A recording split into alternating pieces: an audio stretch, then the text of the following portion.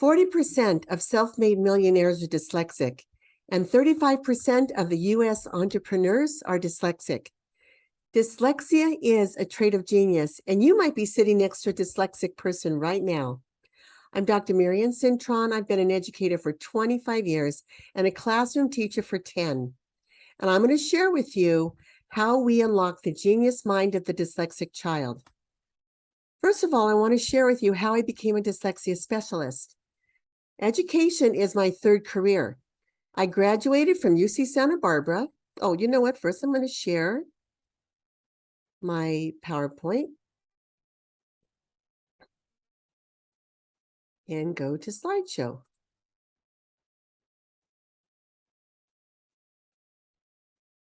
Oops.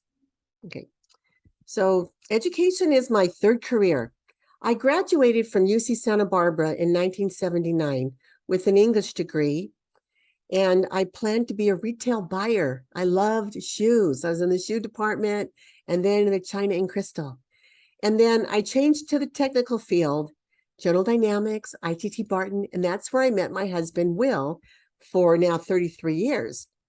And we had 2 kids, and we're also a blended family. So we have 3 adult kids, but from our marriage, we have Richard and Laura. One day in the late 1990s, I was a room mom in the kinder and first grade of my kids. Now, Laura needed to stay after school. In first grade, she stayed after school a couple days a week with some of her peers, and they studied phonics. And Richard also went to summer school between first and second grade to learn to become a stronger reader. And the teachers were very firm about that, and we had them in private school. And I knew that if those teachers hadn't been strategically trained to teach reading and writing, they could have set my kids on the wrong trajectory. So fortunately, my kids have a good, strong foundation in reading, and they're all successful in careers right now. But my kids weren't dyslexic. So dyslexia affects 1 in 5 kids. Imagine how many other children, even not dyslexic, struggle with phonics, and their teachers need to be strategically trained how to help them. And then I was a substitute teacher, and I worked in a behavioral hospital where the Lord instilled in me a compassion to work with kids who had mental challenges. But it wasn't until I was earning my second master's degree that I learned about dyslexia. And you all need to join the International Dyslexia Association. I'm in my second term in the Tri-County branch here in Southern California. That's where I learned about dyslexia. And, I have parents that tell me they wouldn't want their kids any other way. They see the brilliance in their kids. And I'm meeting dyslexic adults who are genius in my networking group. I'm meeting Craig Thayer at the top. He is a neurosurgeon. And I met Matthew Head, who is a designer of high-performance cars, and David Weber, who is a computer designer, and he did our summer Minecraft adventure, and Christina Bacour, who was one of the top 10 runner-ups for Miss California in 2020. And dyslexia has a genetic component of 40%. And I often hear dyslexic adults say they didn't even know that that's what they struggled with until they see their own kids diagnosed. And all these 4 people help dyslexic children, and they're all giving back. So we have many dyslexic adults, and now I teach paraprofessionals, parents, and teachers to work with dyslexic children. I developed a multisensory reading program, and I just held my grand opening for the Cintron Orton Gillingham Reading Institute. Dyslexic kids no longer have to feel dumb, be held back, or be moved forward without knowing how to read. Dyslexia is not a 4-letter word, and we shouldn't be afraid to say it.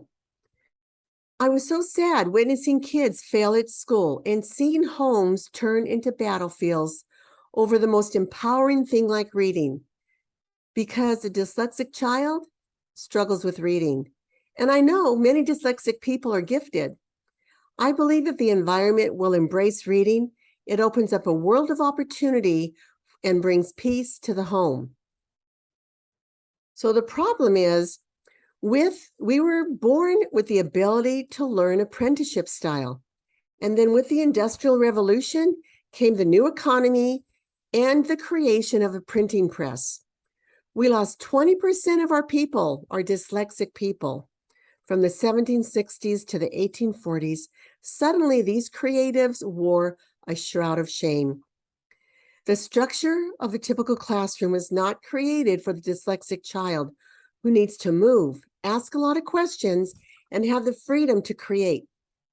So as a result, the dyslexic child feels stupid and dumb, and they quit trying. They're dropping out of high school, going into gangs, going into crime, and even prison, some committing suicide.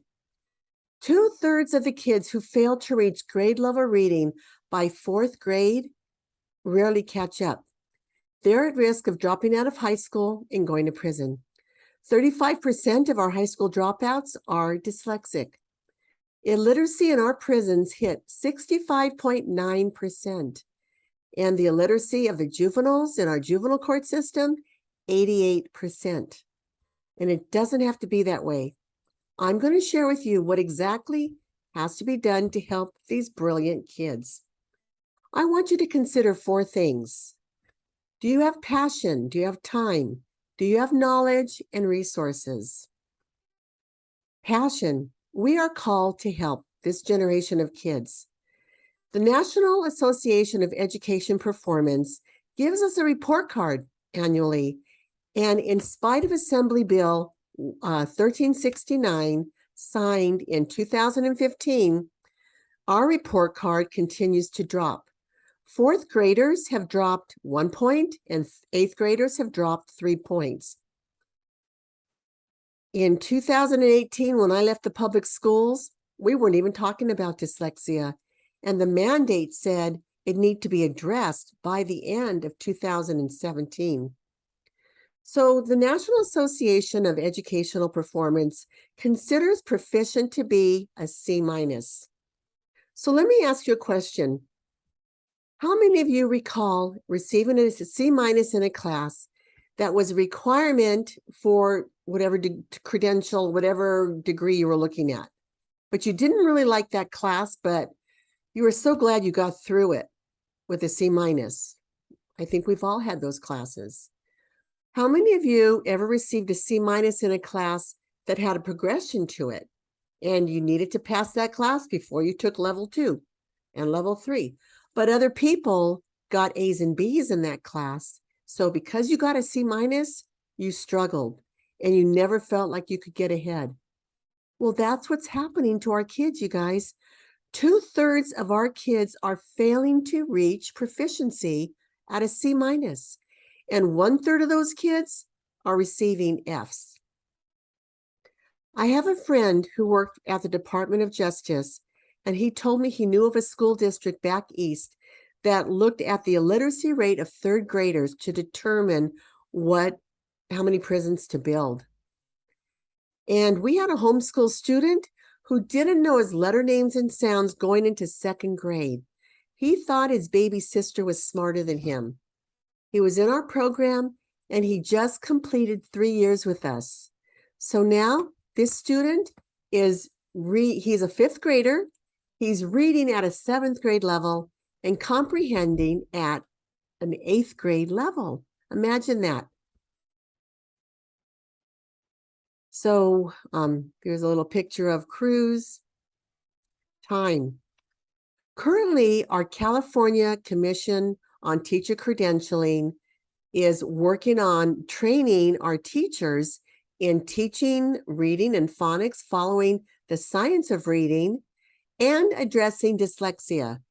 Last year, in October of 2021, our Governor Newsom signed Senate Bill 488. And we need to teach our credentialing teachers what dyslexia is, how to recognize it, and how to help these kids. And they should all be joining the International Dyslexia Association. The IDA, International Dyslexia Association, defines dyslexia as a specific learning disability that's neurobiological in origin. It's characterized by difficulties with accurate and/or fluent word recognition and by poor spelling and decoding abilities. So reading has to be taught with a multisensory approach. Let me ask you, how do you learn best? Pat your shoulder on the back or pat yourself on the shoulder if you learn better when you hear something. How many of you learn better when you see something? How many of you have to have hands-on experience before it really sinks in, apprenticeship style? And how many of you have ever talked to a friend about a problem and you solve your own problem? So speaking helped you solve your problem. Everyone learns when we're using all the modalities, but dyslexic children require using multisensory, multiple modalities.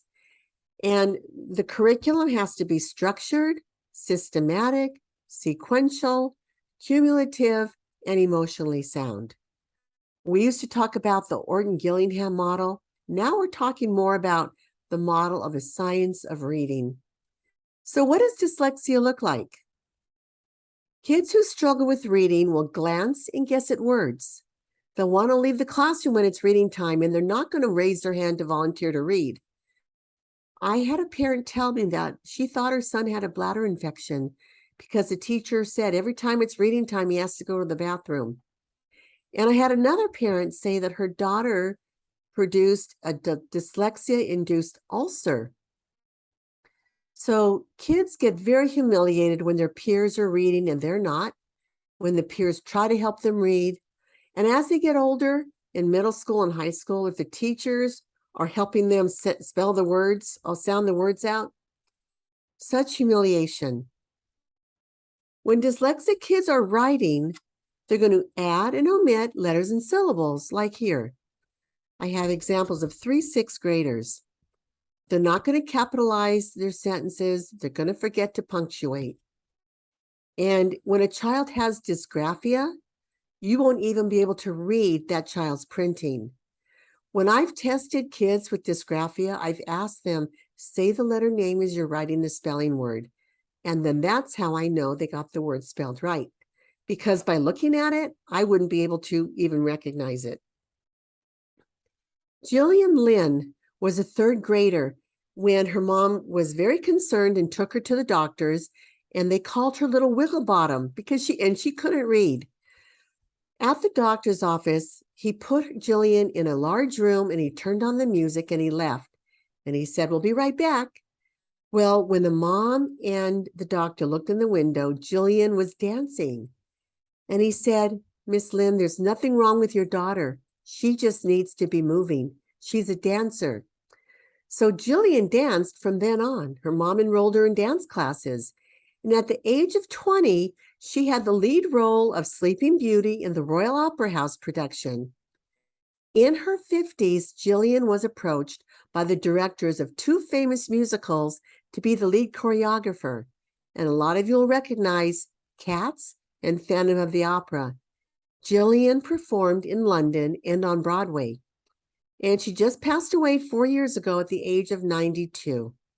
But just think, her mom spoke up, and many of you are advocates for your kids. Knowledge is the 3rd component. We weren't born with a reading brain like we were to see and hear, but God gave us the brain parts to all work together so that we could develop a reading brain. I specifically studied the role of the left and right angular gyrus when I worked on my doctorate. And I already spoke about the Industrial Revolution and the printing press, but let's look at another crucial time in history in the 1960s and the consequences of removing God from our public schools.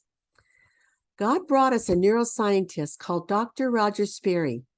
He was renowned for his split brain theory, where he worked with 5 seizure patients. He severed the central part of the brain, the corpus callosum, and he worked with the left and the right sides of the brain independently. And the seizures stopped, and the learning continued. And he challenged educators to take this into the classroom and help our kids who had word blindedness, because dyslexia wasn't even a word until the mid 1960s, when the International Dyslexia was spawned from the Orton Gillingham Society. In the 1980s, Dr. Sperry won a Nobel Prize for his finding. So imagine, if you will, for a minute, I'm going to explain to you the dyslexic brain. If the language center is on the left side of the brain, touch your head on the left side.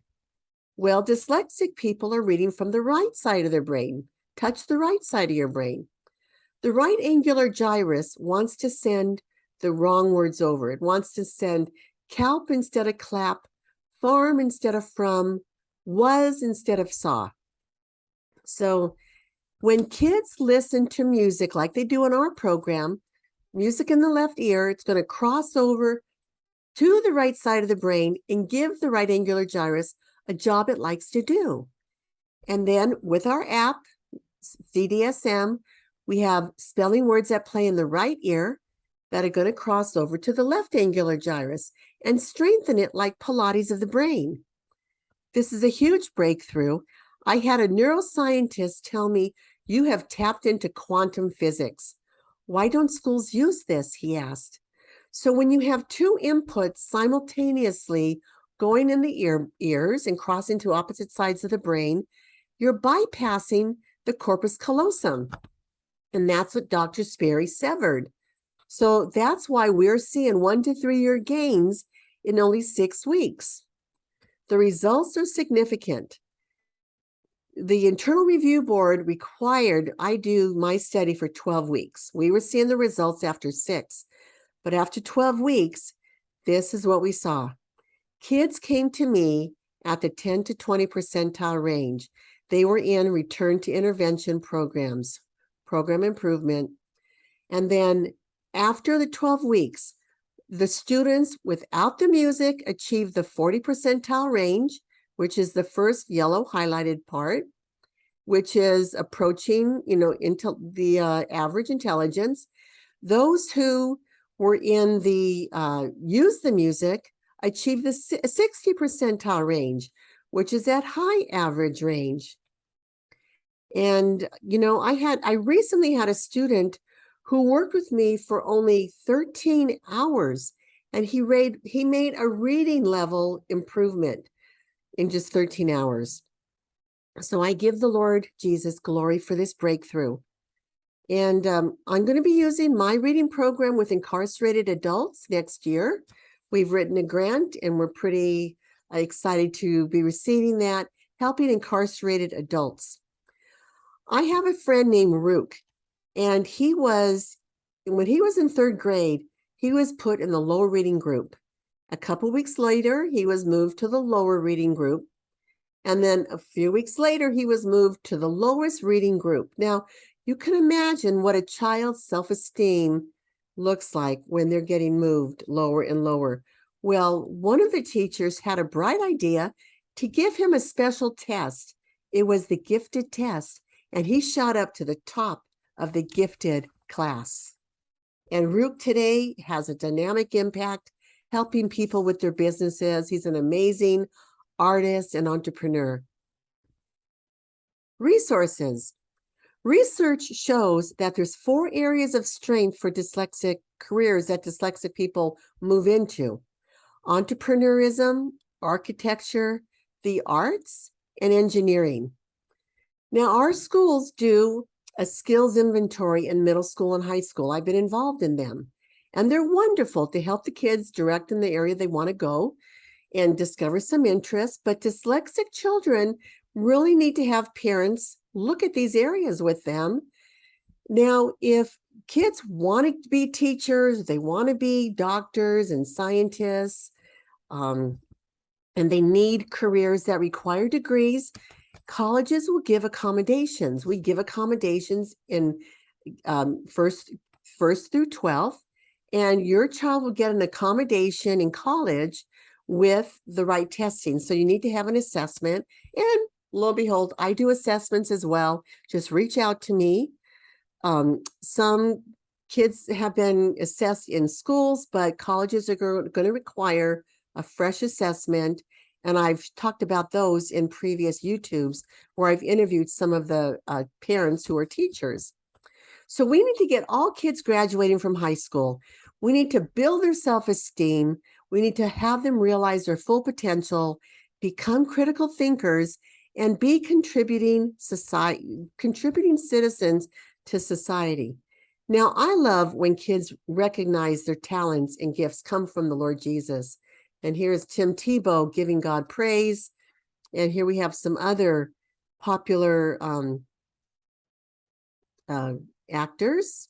You'll recognize Keanu Reeves, Tom Cruise, Steven Spielberg, and one of the newest ones to me, Tom Holland, playing Spider-Man.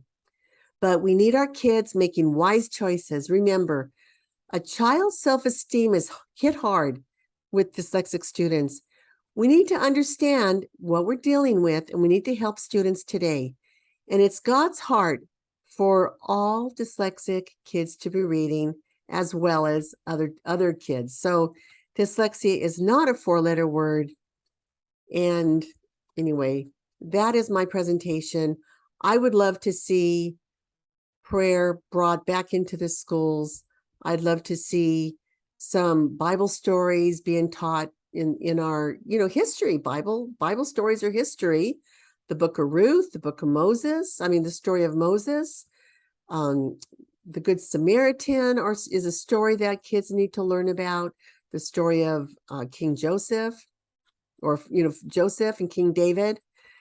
So also we need to elect political people that have a worldview that support your worldview.